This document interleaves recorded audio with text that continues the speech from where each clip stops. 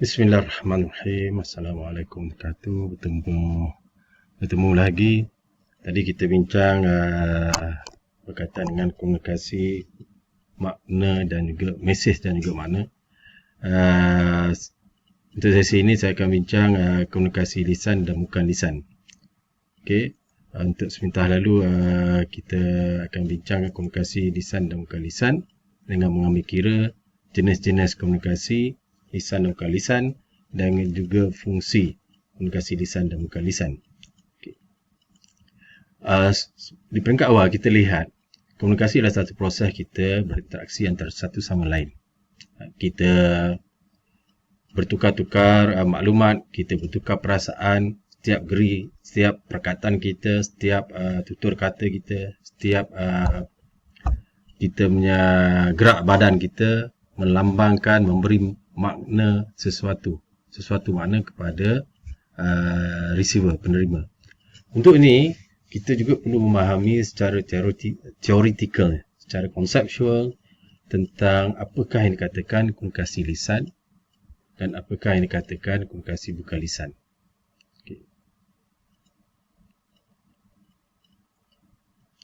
Okey, komunikasi bukan lisan merujuk kepada ialah bahasa. Penggunaan bahasa yang kita gunakan dalam pertuturan. Oleh kerana bahasa adalah satu elemen penting dalam kehidupan kita, maka bahasa itu adalah satu elemen yang mempunyai demi hukum ataupun tata cara dia. Iaitu dia ada nahu dan ada struktur. Dulu kita di sekolah pun kita belajar subjek, predikat, kata aktif, kata tak aktif. Itu merupakan struktur. Perkataan, perbualan kita ini adalah satu struktur perkataan, patah perkataan yang digabung mengikut tata bahasa. Okay, itu dia panggil sinteks. Okay. Kemudian kita lihat dalam konteks perbualan kita, percakapan kita, setiap yang kita ucap itu dia ada makna. Yang kita panggil semantik. Semantik. Ada makna yang bersifat tersurat, denotatif, dan ada makna yang bersifat konotatif, yang tersirat. Okay. Kita lihat warna merah contohnya. Merah dari sudut tersurat ialah warna merah menyala, warna merah. Kita nampak merah betul. Tapi dari segi puisi contohnya, dari sudut kita menggambarkan keadaan merah, mungkin dia menunjukkan marah, menunjukkan suasana panas, menunjukkan suasana yang dahsyat dan sebagainya. Jadi, di situ adanya perlambangan dalam setiap perkataan yang kita pilih apabila kita berbicara. Sebab itu kita perlu menjaga lidah kita, perlu mengawal lidah kita, perlu merangsang otak kita supaya mengatur setiap perkataan yang kita nak ucapkan. Sebab perkataan yang kita nak ucapkan membawa makna yang pelbagai, sama ada tersurat ataupun tersirat. Kemudian dalam komunikasi lisan juga kita lihat bahasa itu sendiri ianya bersifat pragmatik. Dia bukan satu yang yang statik. Pragmatik di sini ialah dianya berubah-ubah, boleh disampaikan dalam keadaan pelbagai keadaan dan juga boleh ditafsir dalam pelbagai keadaan. Ini dipanggil pragmatik. Bahasa itu bersifat dinamik. Yang bergantung kepada konteks kita bercakap, sama ada konteks rasmi, tak rasmi, sosial, dalam konteks waktu siang, pagi, lokasi, situasi kita bercakap, dengan siapa kita bercakap, apa tujuan bercakap. Jadi, penggunaan perkataan itu banyak bergantung kepada bagaimana seorang sender dan receiver itu memahami konteks perbualan itu tersebut. Okay. Seterusnya, kita lihat dari segi fungsi komunikasi, ianya berfungsi untuk sebagai pentertib. Pentertib ialah mengawal tingkah laku atau peristiwa. Kita boleh bercakap, kita punya maklumat, anda dikehendaki keluar dari bilik ini. Maknanya apa? Kita mengawal tingkah laku orang melalui percakapan kita. Begitu juga dengan arahan-arahan. Fungsi komunikasi lisan sebagai alatan untuk menyempurnakan satu kehendak. Kita mengarah, kita memandu pelajar kita, kawan-kawan kita. Boleh tolong ambilkan saya air? Nampak? Boleh tolong masakkan untuk saya. Ini adalah satu fungsi komunikasi perbualan lisan yang merujuk kepada alatan untuk menyempurnakan kehendak kita. Yang ketiga, fungsi komunikasi lisan ialah fungsi interaksi, iaitu seperti kita lihat dalam definisi komunikasi, komunikasi adalah satu proses bagaimana kita berhubung dan juga menjalinkan hubungan dengan manusia, bagi memastikan hubungan sama manusia ini berjalan berterusan. Jadi secara tak langsung ini menunjukkan bahawa interaksi kita, fungsi komunikasi lisan ialah untuk menjalinkan interaksi dan hubungan antara manusia. Yang seterusnya, fungsi komunikasi lisan ialah fungsi peribadi, iaitu memenuhi keperluan peribadi, iaitu contoh dalam keluarga, kita bercakap, kita menyampaikan sesuatu perasaan kita yang peribadi. Kita panggil mak kita dengan panggil singkatan, ayah kita, kawan-kawan kita, nama singkatan. Yang ini semua memerlukan satu komunikasi lisan yang pragmatik, yang sesuai dengan salutasi, dengan kedudukan sosial, dengan kedudukan kita sebagai anak, sebagai kawan, sebagai pelajar. Jadi kita secara peribadinya menggunakan lisan ini untuk menggambarkan kepribadian kita. Okey. Seterusnya, fungsi komunikasi lisan ialah sebagai satu alat penemuan, iaitu tempat kita present atau membentangkan ilmu-ilmu pengetahuan. Kita berbual, berbicara, kita berkongsi maklumat melalui lisan secara diskusi face to face. Jadi secara langsung lisan itu dapat mencambahkan ilmu pengetahuan. Yang seterusnya adalah komunikasi lisan, ialah komunikasi yang bersifat pernyataan, iaitu menyatakan tentang satu peristiwa, menyatakan tentang suatu ilmu. Kita melalui lisan juga kita boleh memberitahu, kita boleh argue, kita boleh mengesahkan suatu perkara. Okay.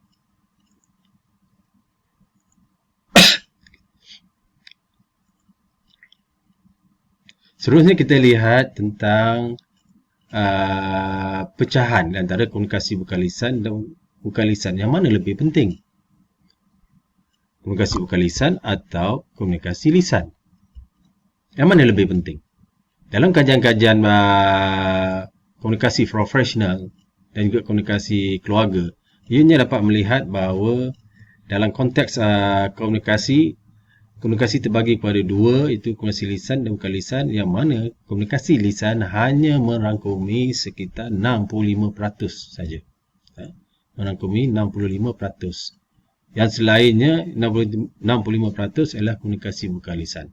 Jadi dalam arti kata lain, kita perlu memahirkan diri untuk memahami, memberi makna tentang komunikasi bukan lisan, yang terdiri daripada pelbagai jenis komunikasi bukan lisan, sepertinya ekspresi muka, paralinguistik, itu nada suara, pergerakan tubuh badan, pergerakan tangan, penampilan, eye contact, gesture, posture dan sebagainya.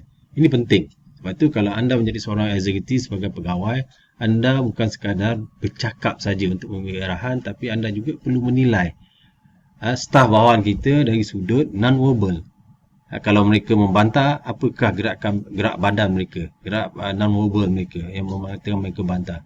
Kalau mereka rasa tak setuju, bersetuju, mereka rasa marah, semua perasaan ini boleh digambarkan melalui pergerakan-pergerakan bukan lisan. Komunikasi bukan lisan, kalau kita lihat, ia merupakan suatu bentuk komunikasi yang bertujuan menyampaikan mesej atau maklum balas tanpa menggunakan perkataan atau bahasa pertuturan. Maknanya ianya menggunakan nada suara, wajah, interaksi, tangan, dan dalam proses kita berkomunikasi semuka, kita boleh melihat semua pelakuan-pelakuan atau gelagat ini di depan mata kita dan kita memberi satu respon yang spontan. Kita memberi spontan. Kita merespon spontan, maknanya kita memberi makna kepada reaksi-reaksi komunikasi bukan lisan. Dan kita perlu mentafsir secara tepat mengikut konteks dan mengikut tujuan interaksi kita. Secara tak langsung kita lihat, kita dapati bahawa komunikasi bukan lisan adalah satu proses bagaimana seorang individu itu mengamati, menilai dan memberi makna kepada gerak badan, gerak semua pelakuan non-verbal dan juga memberi maklum balas kepada proses komunikasi tersebut. Contoh, bila kita bercakap dengan seorang individu, tangannya bergerak, matanya, pakaiannya, gaya penyampaiannya, kesemua gerakan ini kita akan taksir dan akan melengkapi proses percakapan ataupun perbualan kita. Okay, seterusnya kita lihat jenis-jenis komunikasi bukan lisan. Komunikasi bukan lisan seperti dinyata di peringkat awal tadi, ia ada berbentuk pergerakan badan dan mimik muka, kinestik. Ada yang berbentuk senyap. Sebab tu kita kata di peringkat awal dulu, di peringkat bab 1 kita cakap diam tu juga merupakan satu proses komunikasi. Sebab apa? Diam itu boleh membawa pelbagai makna.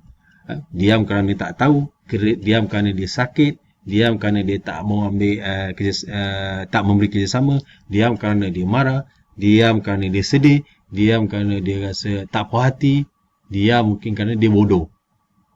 Ataupun dia buat bodoh pun dia senyap juga, ataupun dia diam. Kemudian komunikasi bukan lisan juga boleh dilihat di sudut proxemic, itu ruang personal. Dia ada intimate space, personal space, social space, public space. Itu dari segi jarak. Okay. Jarak ni adalah kita lihat dari segi kedudukan-kedudukan. Kita lihat kalau intimasi space, intimate space itu ruang intim, selalunya ruang yang berdekatan. Kita dengan ibu bapa kita, kita dengan isteri kita, kita dengan adik-beradik kita, ruang itu dia rapat. Hubungan kita rapat dan kedudukan kita antara satu sama lain pun rapat. Tapi kita dengan kawan kita, kawan baik kita pun, dengan kawan-kawan lain, dia berbeza. Dengan sosial, dengan public, sama juga. Dia akan menjadi lebih luas. Kalau dalam konteks COVID-19 ni, kita lihat, ruang itu menjadi lebih dijarakkan, dipanggil penjarakan sosial. Itu paling kurang ialah 1 meter. Okey. Yang seterusnya ialah komunikasi bukan lisan yang berdasarkan paralanguage atau panggil paralinguistik. Paralinguistik merujuk kepada kualiti vokal ataupun nada tinggi rendah vokal. Oi, aku di sini. Kalau kita marah, nadanya tinggi. Kalau kita sedih, nadanya rendah. Kalau kita tak tahu, ada juga nada-nada yang keluar bersama dengan suara kita dan sebagainya. Ini menunjukkan paralinguistik, dan paralinguistik ni dia ada fungsi tertentu. Bukan tak ada fungsi Okey, dia ada fungsi kecuali kalau ianya wujud disebabkan kegagalan panca indera kita. Kemudian dari segi artifak. Artifak ialah perhiasan kita. Dipanggil artifactual.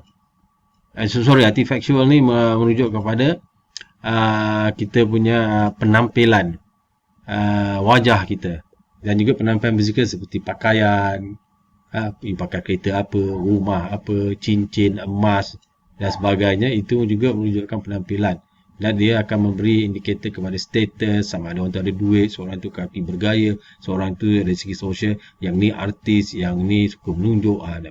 Okey. Yang seterusnya adalah berkaitan dengan kronomik, itu berkaitan masa. Masa ini terbagi kepada dua, bahasa budaya, masa tepat. Masa budaya, kita lihat dalam masyarakat Melayu contohnya. Kita ada masa yang kita associate dengan suatu pelakuan.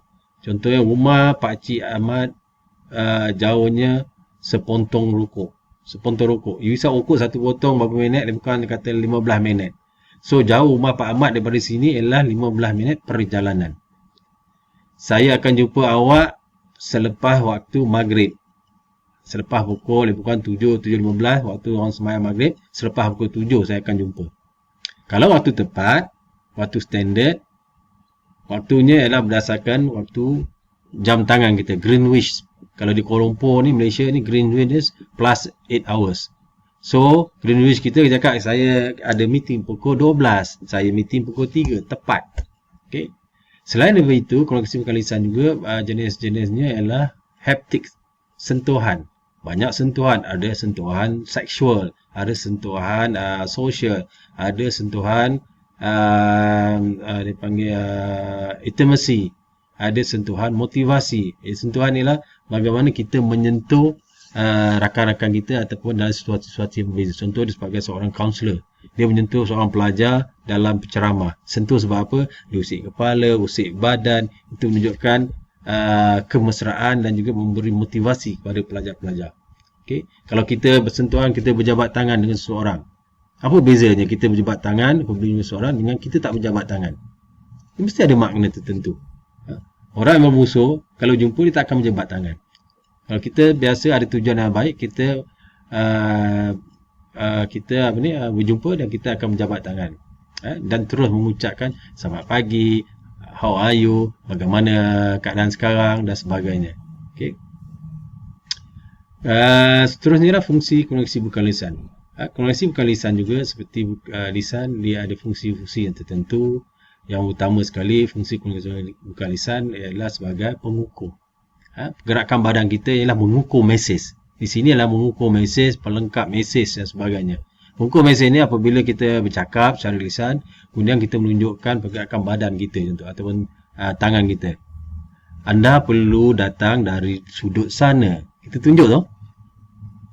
Anda jangan buat bising.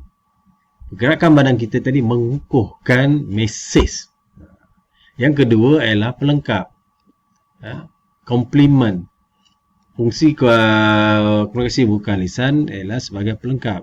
Contohnya kita lihat komunikasi yang kita lakukan dalam kelas contohnya.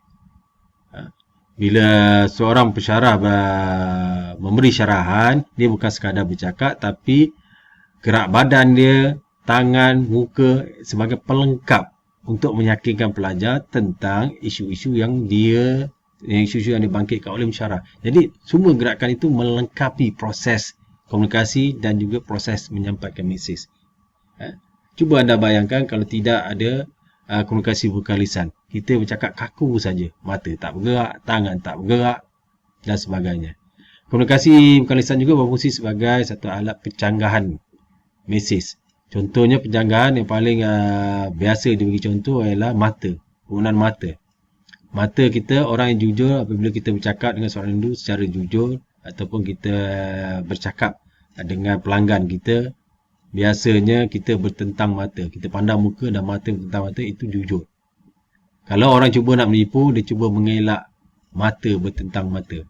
Itu penting, pencanggahan. Jadi, sampai walaupun orang tu cakap, saya nak beli, tapi mata dia memandang tempat lain, itu menunjukkan bahawa memang dia tak nak beli. Ini berlakunya pencanggahan mesej antara lisan dan bukan lisan. Seterusnya, mengawal. Mengawal inilah satu proses bagaimana kita menggunakan gerakan bukan lisan untuk kawal situasi atau kawal individu. Kita boleh kawal dengan nada yang tinggi.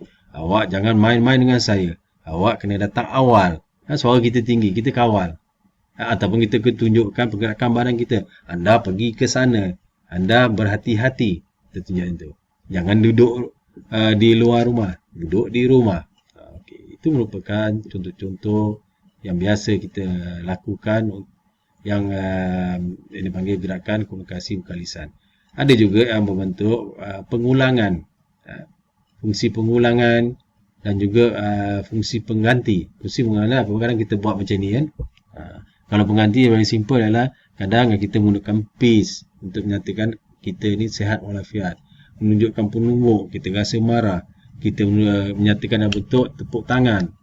Menyatakan terima kasih ataupun gembira. Ini merupakan pelakon-pelakon bukan lisan yang berfungsi untuk komplimen mesej-mesej komunikasi lisan. So, untuk melengkapkan kita punya perbincangan hari ini, saya harap you all dapat lihat bahan-bahan di portal dan di YouTube yang saya upload, dan juga dapat lihat video-video. Saya bagi contoh video selepas ini, itu berkaitan dengan verbal dan non-verbal. Anda boleh lihat dan juga anda boleh menilai sendiri bagaimana proses komunikasi itu berlaku secara lisan dan bukan lisan. Dan di akhirnya saya berharap kita dapat memahami bab 5 ini dengan pertama sekali ialah berkaitan dengan message dan meaning. Apa bezanya dan apa makna message dan meaning. Kedua, kita dapat lihat, kita dapat mengetahui tentang komunikasi bukan lisan dan komunikasi bukan lisan. Dari segi konsepnya dan juga dari segi fungsi-fungsi komunikasi sebut dan juga jenis-jenis komunikasi bukan lisan. Jadi melalui 4 objektif pelajaran bab 5 ni, saya harap kita dapat memahami dan juga bersedia untuk mengaplikasikan ilmu ini dalam kehidupan kita. Sekian, terima kasih. Wassalamualaikum warahmatullahi wabarakatuh. Did you hear how they used words and sounds for communication? Now let's see another example. Good afternoon. Welcome to the Westcliff Hotel. How may I help you? I have a reservation for today. It's under the name of Langham. Can you please spell that for me, sir? Of course. It's L-A-N-G-H-A-M. Ah yes, Mr. Langham. We've reserved a double room for you with a sea view for 2 nights.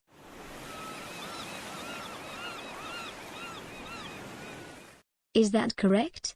Yes, that's right. Here's your key. You are in room 237 on the 2nd floor. You can take the lift or the stairs over there. Right. And what time is breakfast? Breakfast is served from 7 to 9 in the dining room. Okay, thanks. My pleasure, sir. Have a wonderful stay at the Westcliff Hotel.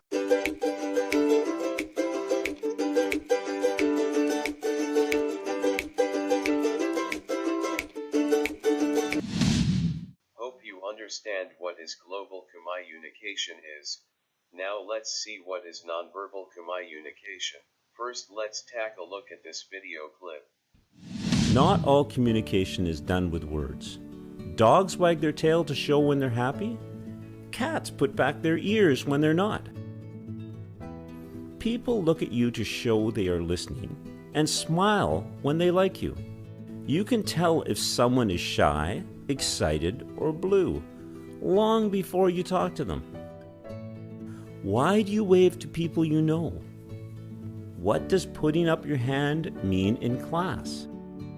We use nonverbal communication every day in every conversation. We even use it when we are on the phone. Many children with special needs have trouble making eye contact, so they miss a lot of the nonverbal cues. It's like flight deck personnel on an aircraft carrier. Without words, they direct jets worth millions of dollars just with the movement and position of their arms. I think now we know that information communicated without using words is nonverbal communication. Visual cues such as body language, distance, and physical environments or appearance and touch are some of the ways we can communicate nonverbally. Now let's see an example for nonverbal communication. What size? All right. 3 venti lattes. Would you care for a pastry? Nope. Mocha. 3 mocha lattes. Oof. Double chocolate chip muffin. Yum.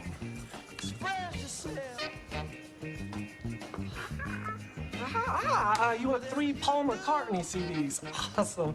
You know, I love the Beatles. They are my life. So American.